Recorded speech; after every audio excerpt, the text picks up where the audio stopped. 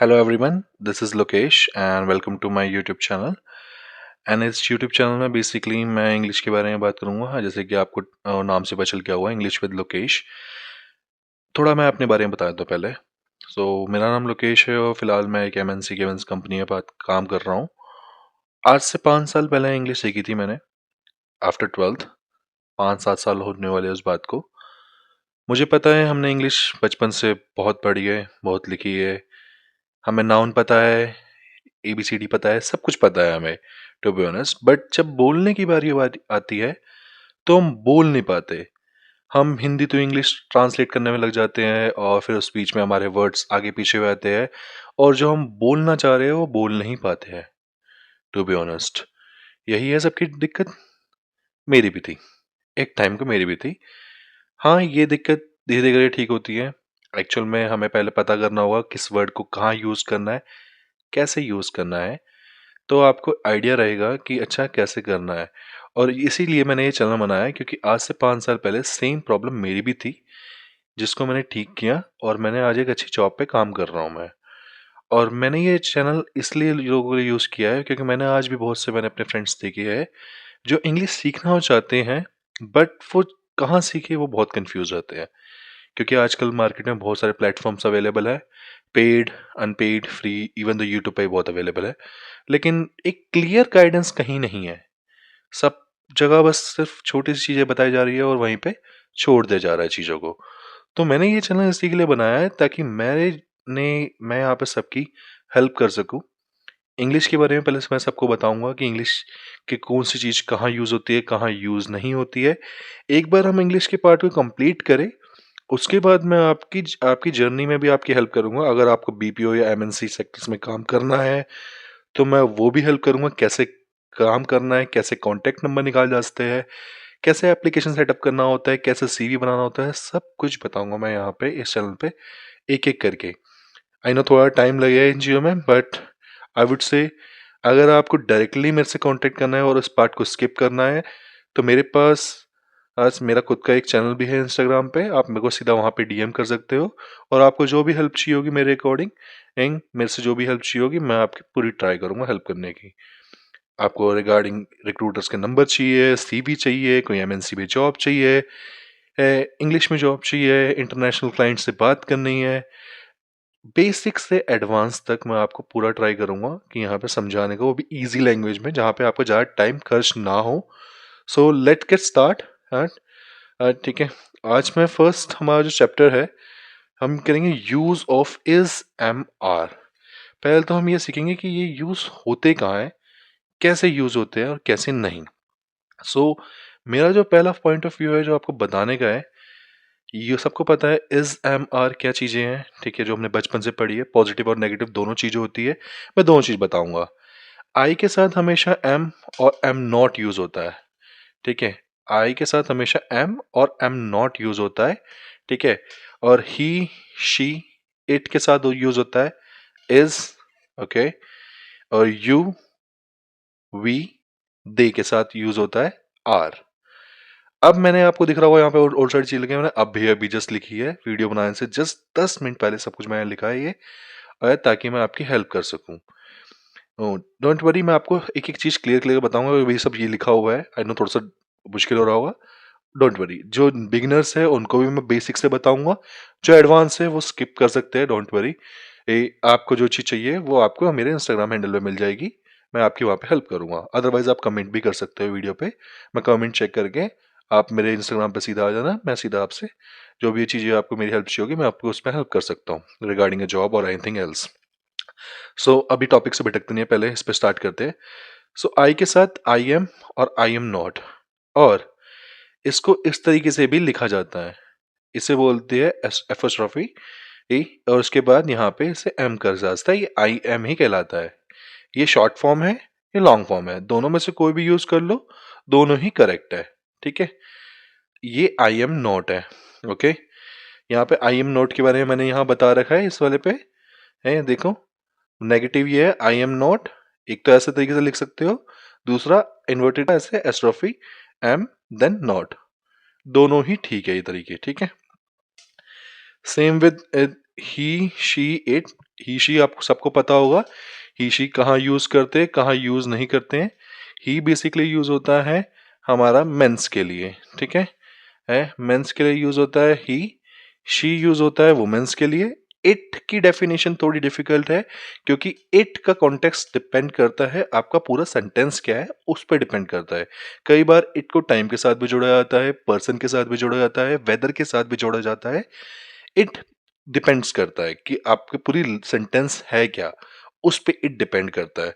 और इट के साथ भी इज लगता है और इज नॉट लगता है, ठीक है। दोनों में से जो आपकी चॉइस है, जो आप बोलना चाह रहे हो उस हिसाब से बोल सकते हो। और जैसे मैंने अभी आपको आई का बताया था, वैसे ही इस की भी, इसका भी होता है सेम।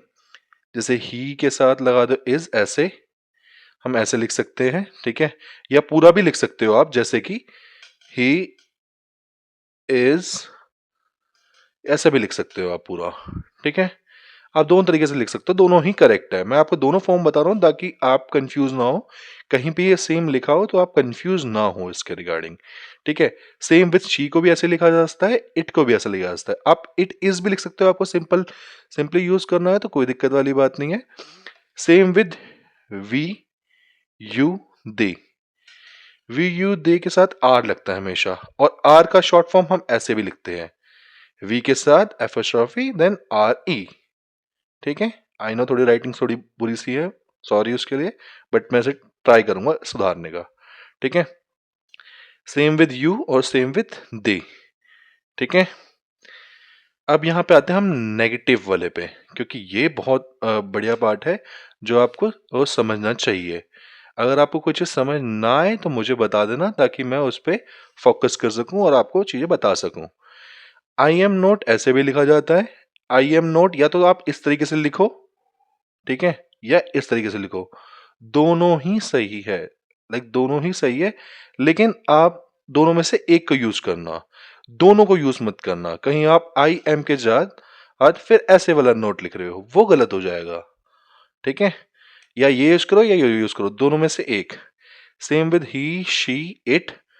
इसके बाद इज नॉट भी यूज कर सकते हो सिंपल वर्ड में, कोई ज्यादा फैंसी नहीं है। अगर आपको थोड़ा सा शॉर्टकट करना है तो आप शॉर्टकट भी कर सकते हो। He is not, she is not, it is not, ठीक है। अब इससे भी सिंपल करना है तो इससे सिंपल भी करते हैं, जो एडवांस में आता है जो आप नॉर्मली आपने बहुत जगह देखा होगा, जो शायद थोड़ा कंफ्यूजिंग हो जाता है।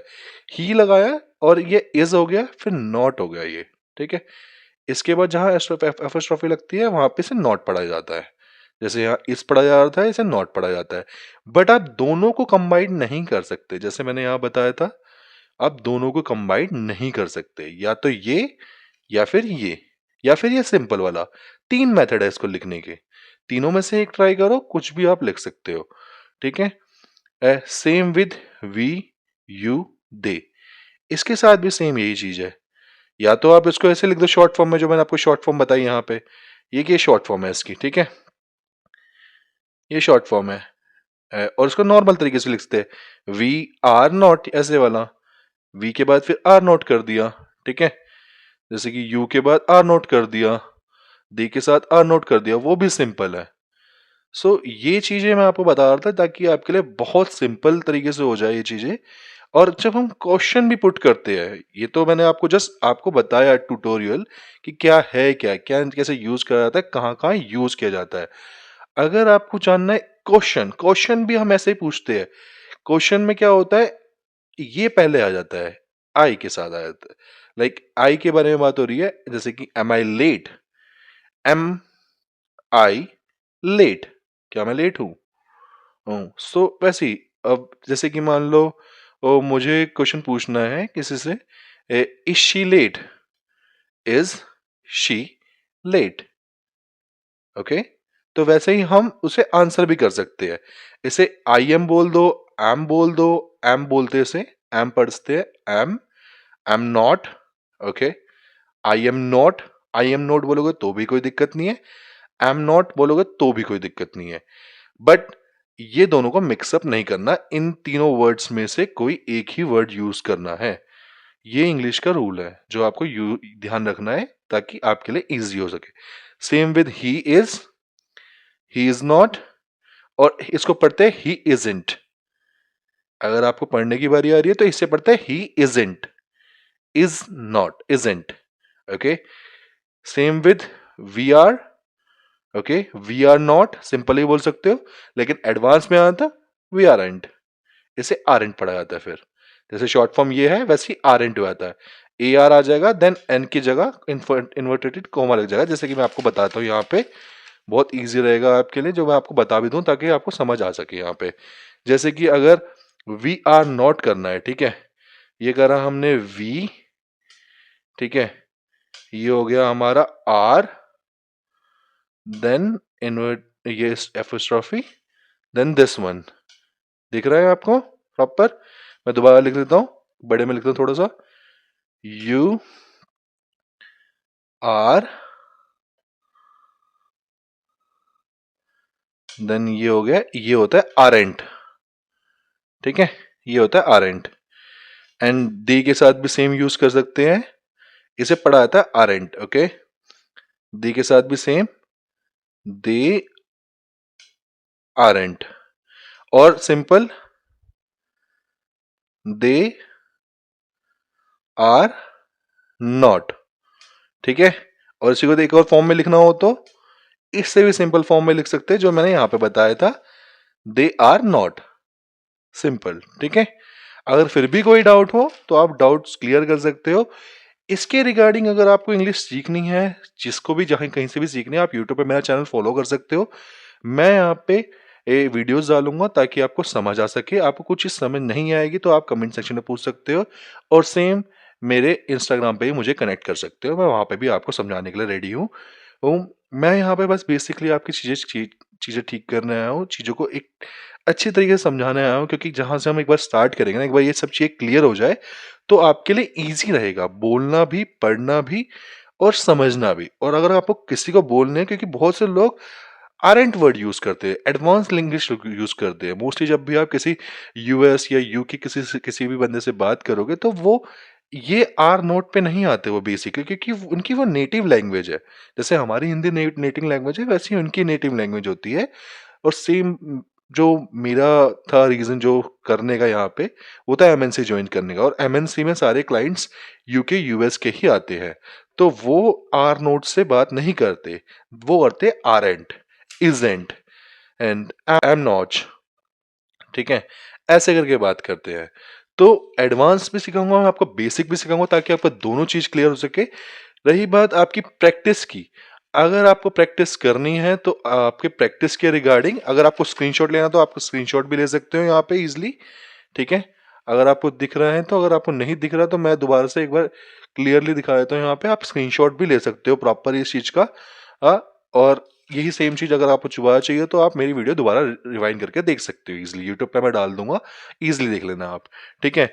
और मैं आपको 2 बुक रिकमेंड करूंगा स्टार्टिंग के लिए।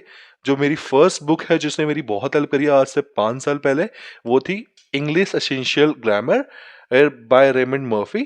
लिटरली बहुत अच्छी बुक है ये। इसमें हर एक चीज बहुत इजी तरीके से बताया गया, बट कंडीशन यही है कि इसमें सब कुछ इंग्लिश में ही बताया गया। लाइक अगर मैं इसमें आपको इज़म आरी बताऊंगा तो वो भी इंग्लिश में ही लिखा हुआ है कि वे कब कब यूज करना है, कहाँ यूज करना है, कैसे यूज करना है।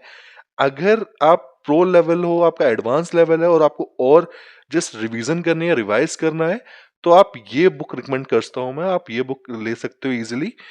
अगर आप बिगनर हो, स्टार्टिंग से चीजें स्टार्ट करना चाह रहे हो, तो I would suggest Oxford current English translation, ये आप पढ़ सकते हो इजीली। और इसमें हिंदी में हर एक चीज लिखी गई है, तो आपके लिए बहुत इजी रहेगा। बट इसमें मेरे को ऑथर का नाम नहीं पता है, बट ये कोई गुड्समैन एंड PNG करके है, PND करके है, ये कोई, ये मेरे को ऑथर का नाम तो नहीं पता है, बट आप खुद देख सकते हो यहाँ पे सब कुछ हिंदी में लिखा है। एक्सरसाइज भी दी गई है जो आपके लिए बहुत इजी रहेगी, तो आप ये देख सकते हो। और मैं दोनों बुक का डिस्क्रिप्शन में लिंक दे दूंगा ताकि आप इजीली परचेज कर सको। आपको कोई डाउट हो तो आप मेरे से पूछ सकते हो, कोई डाउट नहीं है तो दैट्स ऑल गुड। और हम कल कवर करेंगे नेक्स्ट चैप्टर हमारा, और कल की वीडियो पे मैं आपको नेक्स्ट चीजें बताऊंगा। मैं यहाँ पे आपको सब चीज सारी हेल्प करने का ट्राई करूंगा। बाकी कोई डाउट्स हो तो आप कमेंट में आ सकते हो। आज की वीडियो के लिए thank you so much, and lots of love from my side. Thank you.